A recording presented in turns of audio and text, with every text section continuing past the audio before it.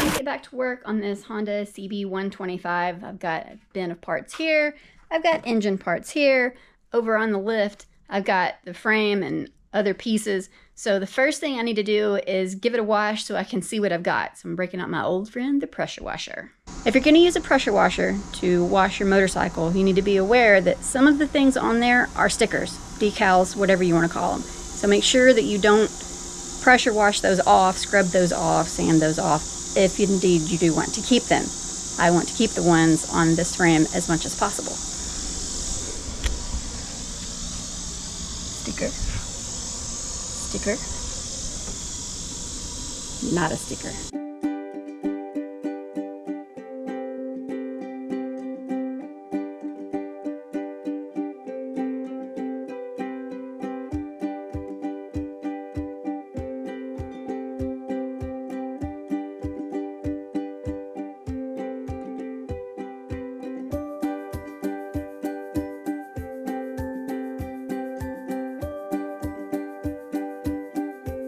While I am going to be taking the engine apart, I would like to do two things at the same time.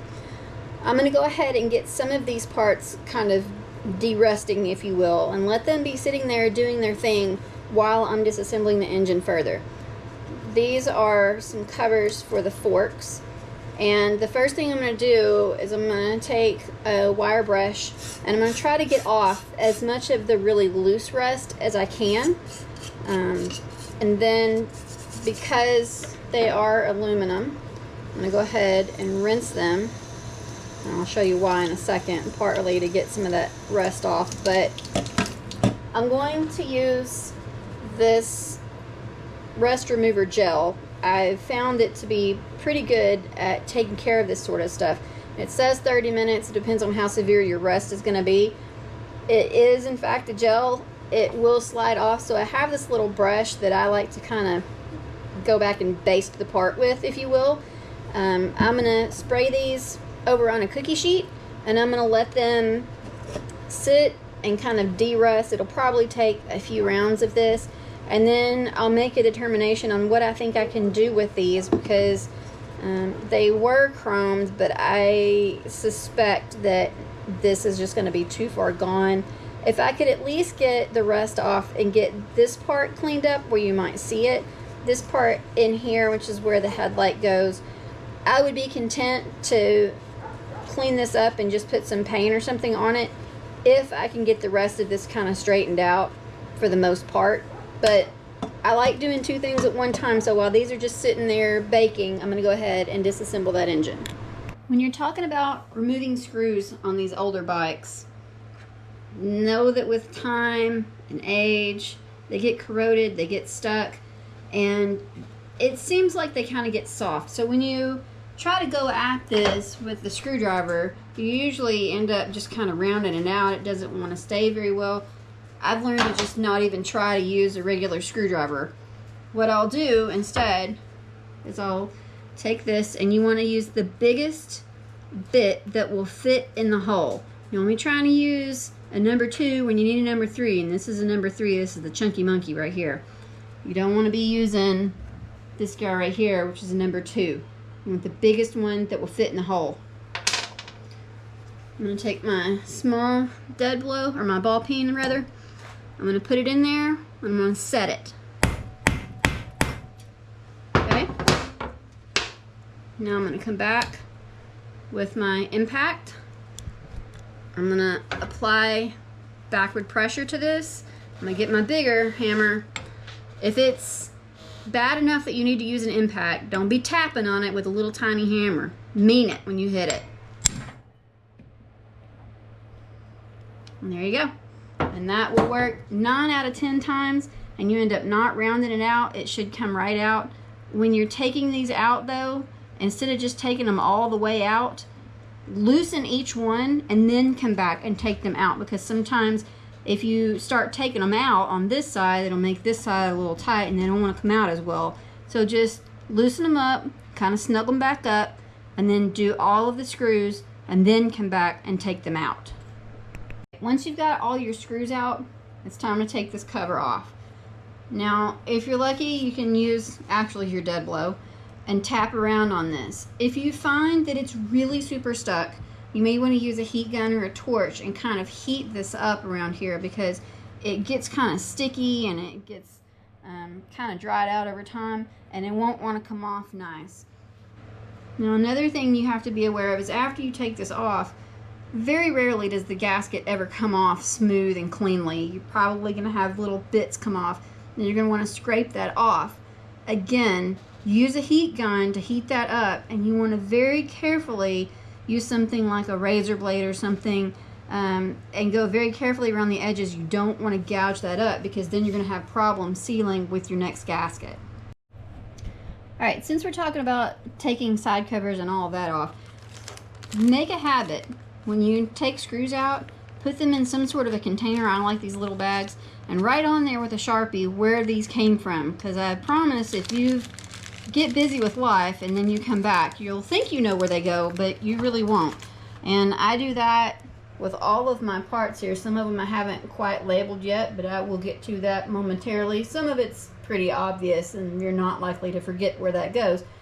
But anyway, when you're going to take this cover off, if you're finding that you're having a really hard time getting this off, check and make sure that you haven't missed a screw somewhere. Sometimes there's hidden screws.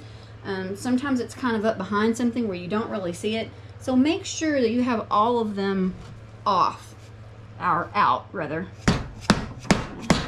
Just a little whack, and you kind of want to go back and forth. And you don't want to hit it hard enough that you're going to damage the cover. And you definitely don't want to put anything in here and start prying between these, because that's how you get tool marks on this. And then remember what I was saying earlier about scraping the gasket off. You don't want to gouge this in any way. Sometimes if they have things like shafts and that sort of thing running through them, you're going to have to kind of wiggle this off a little bit at a time to get past that. You may have a seal you got to work past. You may have a gasket that's stuck, like this one. You've got your shifter seal right here, so it's going to want to hang on there. But just take your time, be patient, wiggle it back and forth, make sure everything's coming free. It's going to be a little bit of a pain on that dude. Let's see if that'll loosen me up a little bit more. Anyway, keep working this off past this seal, and then the side cover will be off. This almost never happens, but this gasket came off completely intact and stuck to the cover. Now, I will still have to get it off of this, but it actually looks like it hopefully won't be terribly difficult. But again, a little heat to soften this up. Very carefully, we'll scrape this off and get this ready for the new gasket.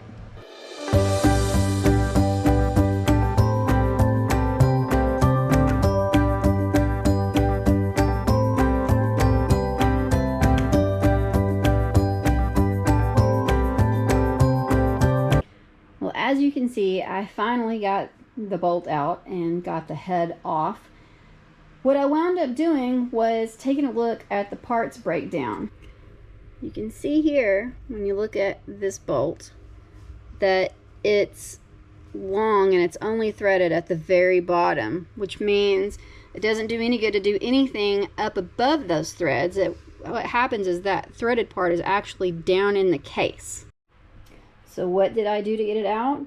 Well, I heated it right here. This is where the threads kind of intersect here. Heated that up and then hit it with my trusty impact here. You know, Hercules. So I got that out and was able to just slip the head right off of that. So that was super awesome. Alright, now we're finally to the reason why this whole thing was taken apart. The piston is stuck. Now, I had put oil down through the spark plug hole hoping that it would loosen it up, but it did not. Now that I have all of this apart, I'm going to see kind of what's going on, and I'm going to rock the clutch a little. Ooh, hey, look at that. Okay, well, sweet. that's telling me that the rod is free, but the piston is actually stuck in the cylinder. So what I'm going to do is I'm going to see if our old friend heat can help us out and see if I can get this free. What I may also do is I have this small block of wood, and I may end up putting this on and kind of tapping it with a hammer and seeing if I can loosen this up a little bit. I would like to have it come free on its own if possible. I don't want to beat on it with a piece of wood, but if you have to, definitely use a piece of wood because it's softer than the metal. Alright, so I've heated this up and I've tried rocking the clutch some more. It didn't move, so I'm going to carefully go with this. Now ideally, I'd have something the size of the piston, but I don't. So I'm just going to kind of go back and forth on each side and try to knock this down a little bit. And I've already knocked it down a little bit.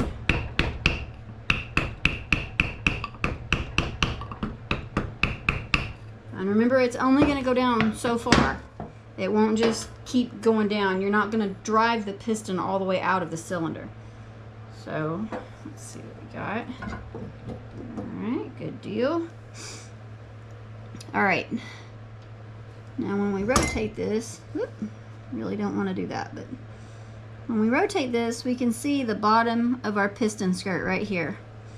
So what I'm going to need to do is to block this up under this, under the fins, block it up, and then I'm going to drive it down a little bit more and see if I can get the piston to come free from the cylinder.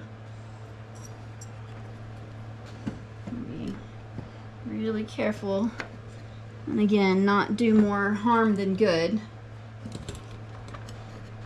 I'm sure this isn't the best way in the planet to do this, but it's kind of what I've got handy and going on at the moment.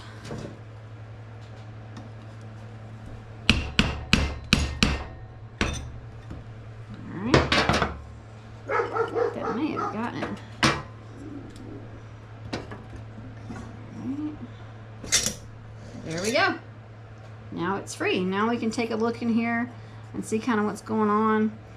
It's definitely going to have to be honed if nothing else, but I'll take a look at this piston. You can see where it was stuck as well, but we'll clean it up and see what's going on. I know now that the rings are stuck, so at least new rings at minimum, if I don't have to have the cylinder board and an oversized piston. Hopefully not. Hopefully it can clean up well enough for this purpose. It's not going to be a performance vehicle, so hopefully we can get her done. So I'm going to remove the wrist pin.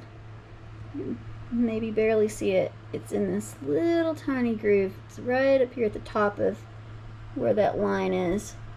Can't really get a good shot of it, but what I'm going to do is use a pick and very carefully pop this out. And I don't want to spring this clip, so I don't want to just pry on it and be all kinds of crazy. I just want to gently get this out. And I may end up using a small flat-bladed screwdriver as well to help me get this out. Let's see if we can slip this out a little bit. Try to free it up a little bit. I may actually try to kind of push it side to side to make sure that it's free. Then its land is really stuck in there like everything else has been. So it's just going to take some time to get this done. But I'm only going to take out one side. There we go. And before I get this all the way out, I'm going to take a rag, towel or whatever. I'm going to go around the bottom of this, because the last thing you want to do is drop that dude down in there, especially if you're not going to have to do any bottom end work or split the case or anything. I am unfortunately going to have to do that because of an issue with the clutch, where one of the ears of the basket broke off. It's up here now, and right here, and just kind of got annihilated. And run through the whole thing. So probably gonna end up replacing some bearings. Gonna have to get a new clutch basket. Good times. Good times. So I'll go ahead and get this guy out very carefully. Like I said, you don't want to spring this clip. You can get another one, but remember, we want to preserve as much as we possibly can and not have to replace more than what we were going to. As it is, this project is already expanding in scope, and we're going to have to replace a whole bunch of parts. So I'm going to try to minimize what parts we have to replace. You just want to be very careful and work this out all the way around until it comes free. There's our wrist pin clip. I'll put it right here for now. And then go on the other side, push the wrist pin out. Here's our wrist pin. Now we can pull our piston up and clean this up and do whatever we've got to do with that. But now we don't have to worry about this getting broken accidentally because it flies off. Henry's going to put up some videos so you can check out more Vintage Vixen at your leisure.